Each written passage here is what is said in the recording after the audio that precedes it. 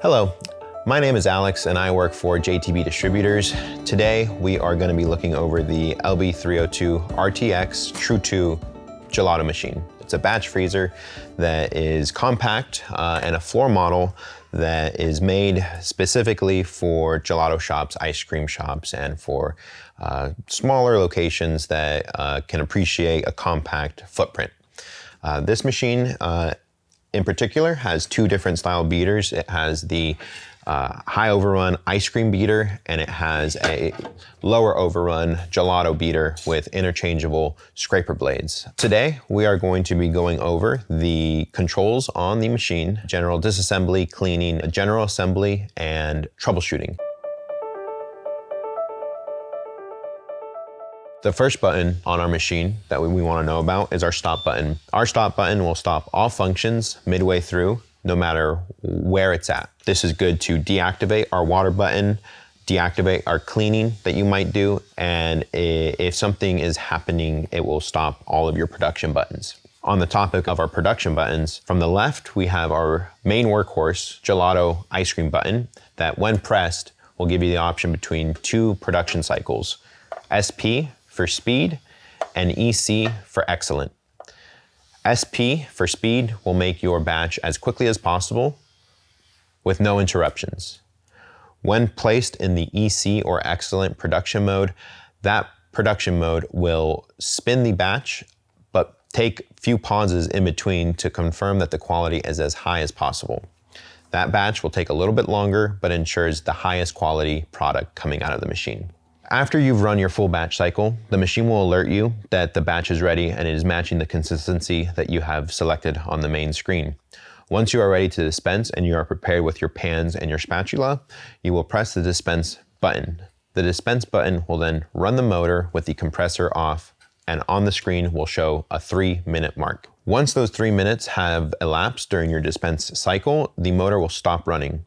Once the motor stops running, you have two options of cleaning the machine fully because you're at the end of your batch day, or continuing with your batches, possibly with the same flavor that you can just pour into the machine and start a whole nother batch cycle, or moving to a different flavor that doesn't clash flavor-wise.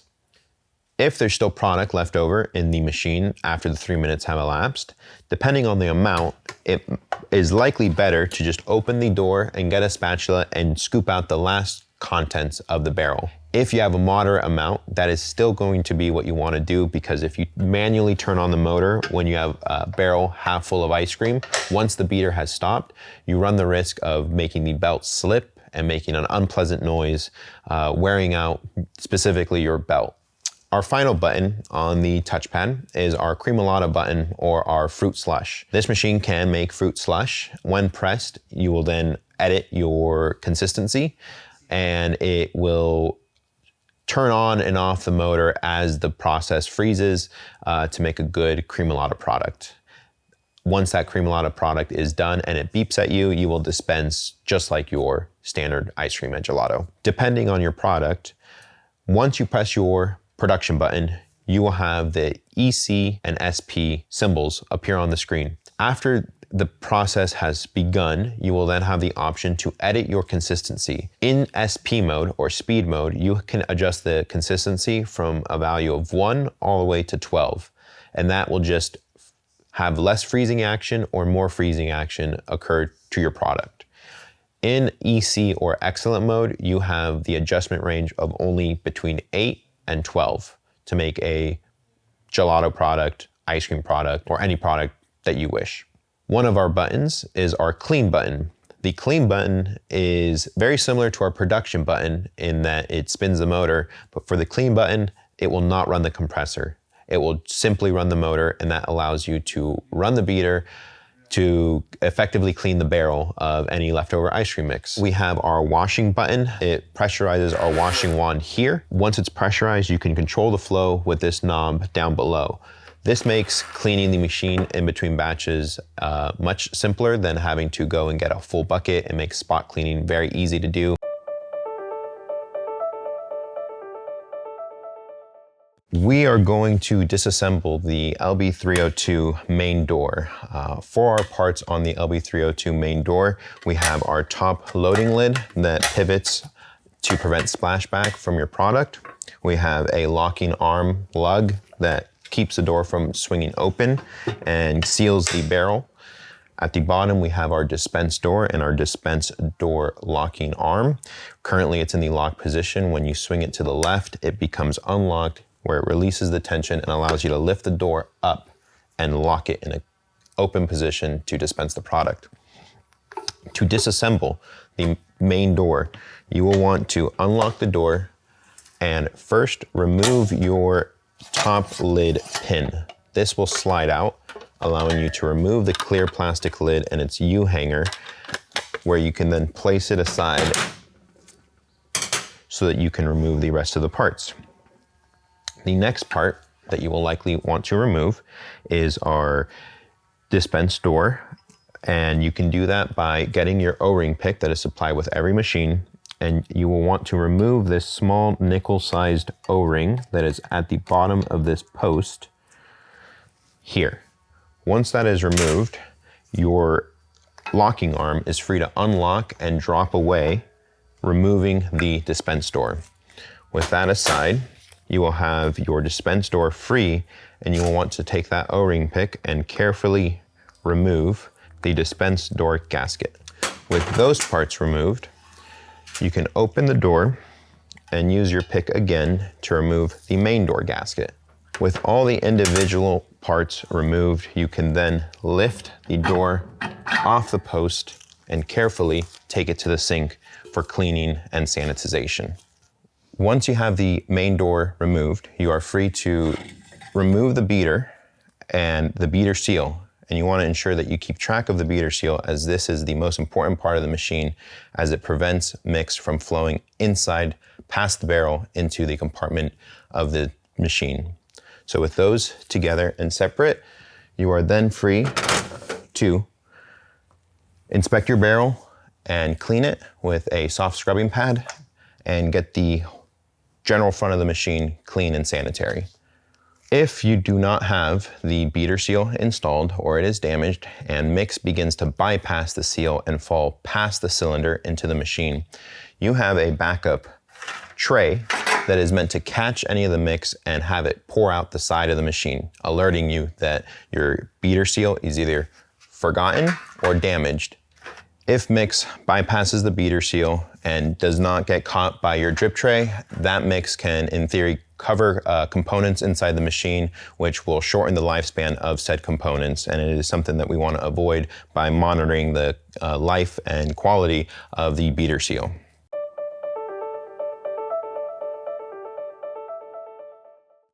We are now going to reassemble the main door along with the beater. First thing that you want to do is ensure that your beater seal that goes onto the beater shaft is in good condition. If not, it will cause mix to bypass the barrel, which is not ideal for the machine's longevity. You will lubricate and ensure that your beater seal is well lubricated. To lubricate the beater seal, you just put a small quantity on that side of the shaft, just like that. You get your beater seal, you place it on top, and you can spin it around like that to spread it on the outside surface, and then you place a similar quantity on the back side. There, you can spread it with your finger, and that's ready. And it will just proceed to slide into the barrel, and you want to make sure that you're going in carefully as to not damage the plastic on the actual beater. This beater here has the interchangeable scraper blades that will only go in one orientation, like this. If you insert it like this, it will not work. To lubricate it, you just have to get a little bit of lubricant on the tips there and the tips there. Spread it a little bit, and that just ensures that when you fully insert it, they slide in very easily, just like that. Place a small amount on the gelato beater. Put that on. That is more than plenty. And when I'm putting in my gelato beater, I will compress this scraper blade that is closest to the square end of our shaft. I will compress it and place it inside. I will go to my next scraper blade, compress that, go to the next one, compress that, and finally compress the fourth one, insert it, rotate it, and have it fully insert just like so. And we are ready for gelato production. Once you have the beater seal installed, you will want to carefully grab the main door, as it is quite heavy, so you want to keep 2 hands on it at all times, and you just want to locate it onto the pivot arm that then allows it to close. Once you have the main door on, you will want to insert your main door gasket or main door O-ring here. You just want to make sure that it's in good condition. You don't feel any cuts or breaks. And a lot of the time, just the lubricant that you have on your hand is sufficient to lubricate the main door seal. It needs a very light coating of lubricant, as a majority of the sealing action happens by the pressure put on it by the locking arm. Once you have that gasket on, I prefer to close the door and proceed to the top, where I install my top lid. That just sits in there with the U hanging, going in between the first bar, the protection bar, and the plate of the door. With that in place, I then grab my top lid bar and I slide it in from the side all the way across to the other side, so that now it hinges and locks comfortably. Once you have the top lid on, I would move on to the dispense door and the dispense door gasket. There is a correct orientation to install this gasket. You will see that you have a bit of a point or a peak here in the middle where it's sticking out just a little bit. That must always be facing towards the main door. On the other side of this gasket, when I take it out, the other side, the reverse side, is perfectly flat. So you want the flat side going in to the dispense door itself. But once it is installed correctly and well lubricated, we can bring it over to the door with our locking arm together. With the locking arm inserted onto the notch on the dispense door, you should be able to lift it, lock it in place, and have it support itself. Once it's supporting itself, you want to get your nickel-sized O-ring, very small amount of lube. Spread it on that and place that right here on the dispense door post. With that now inserted, when I unlock the dispense door arm and drop it, it holds itself in place and I can lock it, and I know that my dispense door is sealing in the correct position. With that all done, with no other parts, this beater and door are now fully assembled, and we are ready to sanitize, rinse, and load with product to make our batches.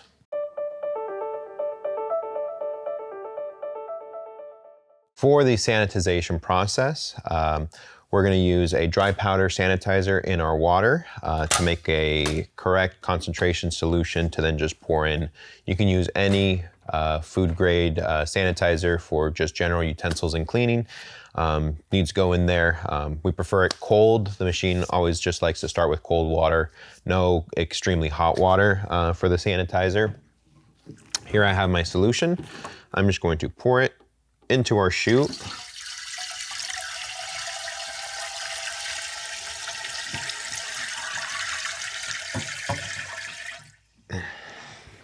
I already made sure that our door here is locked and our dispense door handle is also in the lock position. I'm going to lower our door and I'm just going to hit our clean button, as that will spin our beater with no freezing.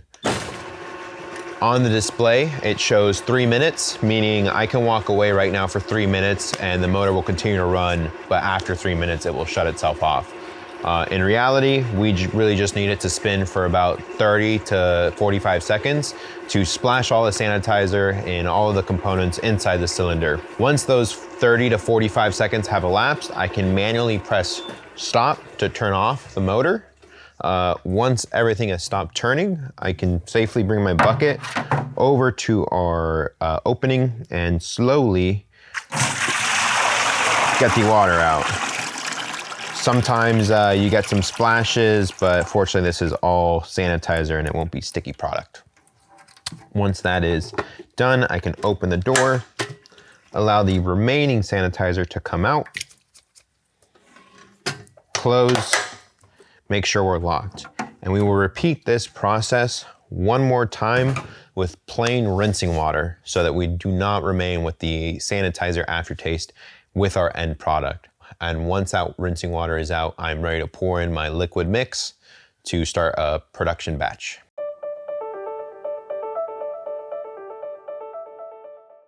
The LB302 has a troubleshooting self-diagnostic alarm system. So if something were to happen, something's malfunctioning or being misused, the machine will stop itself and present an alarm on the screen. The first alarm that is more of a safety alarm is when I have the door removed, we should get PT on the screen.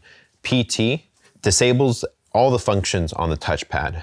I can press the beater button, I can put production, nothing will work as a safety feature so that no one gets injured.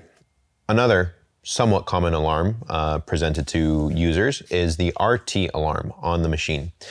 It will display RT and disable the functions of the machine until the alarm is reset by hitting the stop button. RT means that one of your components, more than likely your motor, has overheated and a thermal relay has tripped inside of the electrical box to protect the motor or whatever other component has tripped. This is a safety feature to prevent long-term damage to your internal components. If the stop button doesn't fully clear the alarm, you will need to wait 10 minutes for the thermal relay to cool down as it has simply overheated. If after 10 minutes you still cannot reset the alarm, your best bet is to disconnect power to the machine to allow it to fully reset. Reconnecting it should ensure that the alarm is resettable. Other alarms that are not the PT or RT alarm will be referenced in the user manual, and some will be able to be reset by the user, others may have to be reset by a technician.